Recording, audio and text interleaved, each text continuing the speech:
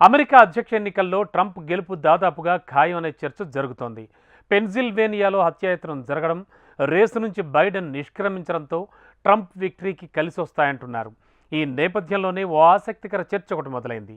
Trump గెలిస్తే Bharat America relations ఎలా ఉండబోతున్నాయన్న ప్రశ్న ఎదురవుతోంది. ఎందుకంటే ట్రంప్తో ఏది అంత ఈజీ కాదు. పైగా అధికారంలోకి రాకముందే భారత్ను టార్గెట్ చేస్తూ కొన్ని విమర్శలు కూడా చేశారు. ఇంతకు అమెరికా అధ్యక్షుడిగా ట్రంప్ మరోసారి బాధ్యతలు చేపడితే భారత్కు ఎదురయ్యే సవాళ్లేంటి? ఇండియా విషయంలో ట్రంప్ విధానాలు ఎలా ఉండబోతున్నాయి? Let's watch this. అమెరికా అధ్యక్ష పోరులో ట్రంప్ గెలుపు ఖాయమేనా? ట్రంప్ గెలుపుతో ఇండియాకు ఎదురయ్యే సవాళ్లేంటి? భారత విషయంలో ట్రంప్ విధానాలు ఎలా ఉంటాయి?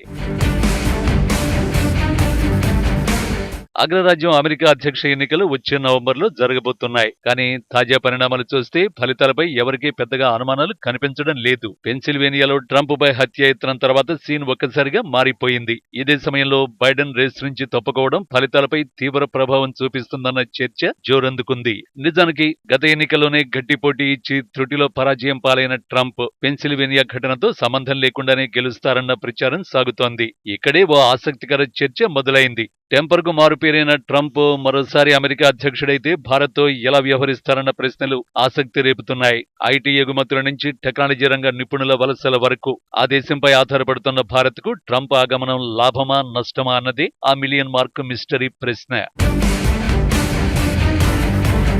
డొనాల్డ్ ట్రంప్ మోడీ మధ్య మంచి స్నేహబంధం ఉండడం, గత ఎన్నికల సమయంలో ట్రంప్ కోసం మోడీ ప్రచారం కూడా చేయడంతో దేశంలోని మోడీ అభిమానులు ట్రంప్ అనుకూల వైఖరిని వ్యక్తం చేస్తున్నారు. కానీ ట్రంప్ గతంలో అనుసరించిన విధానాలు, ఇప్పుడు ప్రకటిస్తున్న విధానాలు ఏవి కూడా భారత్కు అంత అనుకూలం కాదని స్పష్టమైపోతోంది. ట్రంప్ మళ్లీ అమెరికా అధ్యక్షుడు కావచ్చన్న అంచనాలతో భారత్ తమ విదేశీ దౌత్య వ్యూహాలపై దృష్టి సారించింది. సంపన్న పేద దేశాలు, వర్ధమాన దేశాలన్నీ ఇప్పుడు ఇదే అంశంపై దృష్టి సారించాయి. కొన్ని దేశాల అధిపతులు ఇప్పటికే ట్రంప్ టీంతో తెరచాటు సంప్రదింపులు కూడా మొదలుపెట్టేశారన్న టాక్ వినిపిస్తోంది. ముందుగా ఆర్థిక వాణిజ్య విధానాలను ఓసారి పరిశీలిస్తే ట్రంప్ సిగ్నేచర్ పాలసీలో ప్రధానమైంది అమెరికా దిగుమతి చేసుకునే అన్నింటిపై 10% పన్ను విధించడం. తద్వారా ఆయన అమెరికా దిగుమతుల్ని కట్టడి చేసి దిగుమతుల ద్వారా ఆర్థిక వ్యవస్థపై పడుతున్న భారాన్ని తగ్గించాలని చూస్తున్నారు. అంటే యుఎస్ ఆర్థిక వ్యవస్థ చుట్టూ రక్షణ వలయాన్ని సృష్టించడం ఆయన లక్ష్యంగా కనిపిస్తోంది. అమెరికాకు $120 బిలియన్ విలువైన వస్తు సేవలను ఎగుమతి చేస్తున్న భారత్కు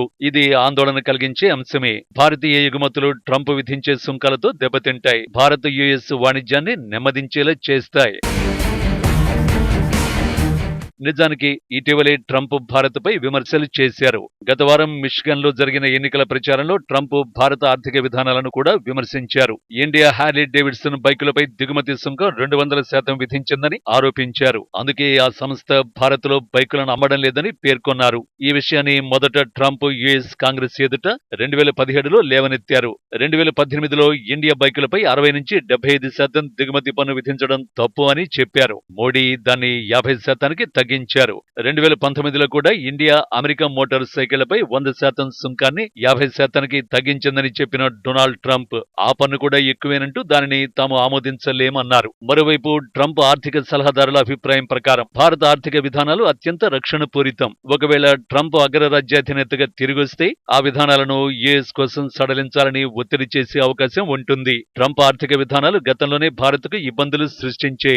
అమెరికాకు కొన్ని దేశాలు ప్రత్యేక పథకం కింద కొన్ని వస్తువుల్ని ఎలాంటి దిగుమతి సుంకం లేకుండా ఎగుమతి చేసే అవకాశం ఉండేది. అయితే 2019లో జనరలైజ్డ్ సిస్టమ్ ఆఫ్ ప్రిఫరెన్సెస్ హోదా జాబితా నుంచి భారత్ను తొలగించారు. భారత్ తన వ్యవసాయ, పాడి పరిశ్రమ విభాగాల్లో విదేశీ ప్రత్యక్ష పెట్టుబడులను నియంత్రించడం ట్రంప్కు నచ్చలేదు. అందుకే ఆయన ఇలా చేశారని ఆర్థిక రంగ నిపుణులు చెబుతారు.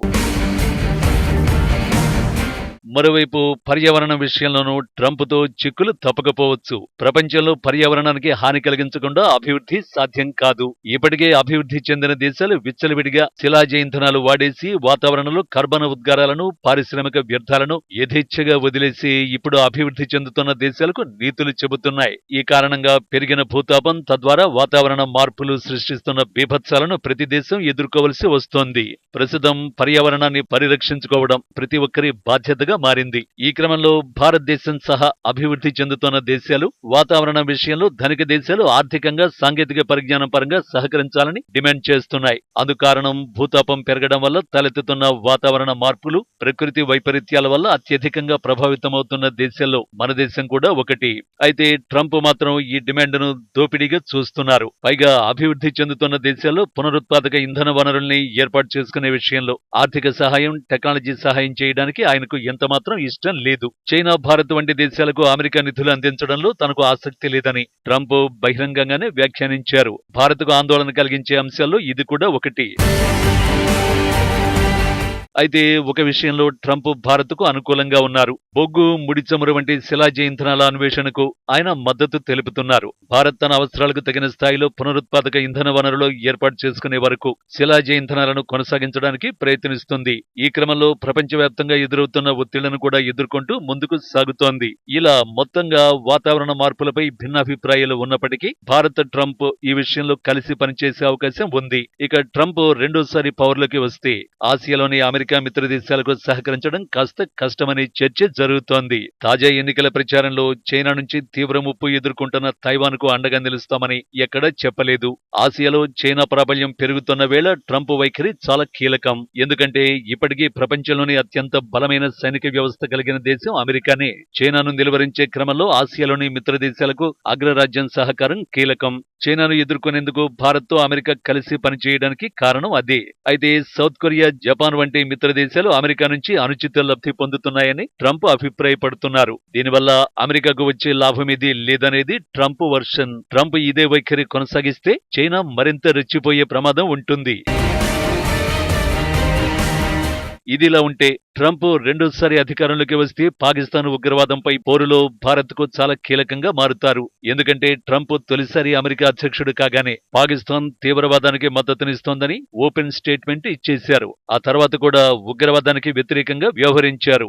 ఓవరాల్ గా వాణిజ్యం, వాతావరణ మార్పులు తదితర అంశాల్లో ట్రంప్ తో భారత్ గతంలో విభేదించాల్సి వచ్చింది.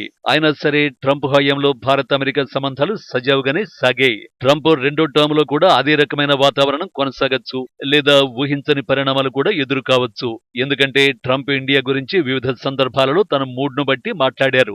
ఏది ఏమైనా ట్రంప్ మరోసారి అమెరికా అధ్యక్ష పగ్గాలు చేపడితే భారత విదేశాంగ విధానంలో కొన్ని సవాళ్లు ఎదుర్కోవడం మాత్రం ఖాయంగా కనిపిస్తోంది. ఆ సవాళ్లు ఎదుర్కోవడం భారత్కు కూడా కొత్తేం కాదు.